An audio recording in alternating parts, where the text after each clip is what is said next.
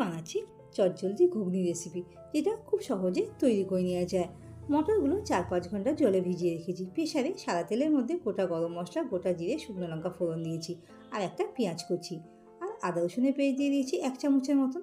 হালকা নাড়াচাড়া করার পর কেটে রাখা আলু আর কাঁচা লঙ্কা কুচি আর টমেটো কুচি দিয়ে দিয়েছি। সামান্য চিনি, ধনের গুঁড়ো, জিরের গুঁড়ো, লঙ্কার গুঁড়ো, কাশ্মীরি রেড মির্চ কালারের জন্য দিয়ে মশলাগুলোকে নাড়াচাড়া করে নিয়েছি। আর 1 চামচের মতন হলুদ গুঁড়ো দিয়েছি। হালকা নাড়াচাড়া করে নেওয়ার পর জলে ভিজিয়ে রাখা ঘুগনির মটরগুলো দিয়ে দিয়েছি। তার মধ্যে গরম জল দিয়ে দেবো 2 কাপের মতন। আপনার সেদ্ধ হওয়ার জন্য জলটা পরিমাণ মতন দেবেন। স্বাদ মতো নুন দিয়ে দেবো। ভালো করে নাড়াচাড়া করে প্রেসারের ঢাকা আটকে হাই ফ্লেমে 1টা সিটি মারবো, লো ফ্লেমে 3 থেকে 4টে সিটি মেরে নেবো। সেদ্ধ হয়ে গেলে কসুরি মেথি দিয়ে দেবো, ধনে পাতা কুচি দিয়ে 5 মিনিটের জন্য গ্রেভিটা ফুটিয়ে নেবো। সার্ভ করবো রুটি, লুচি, পরোটার সাথে।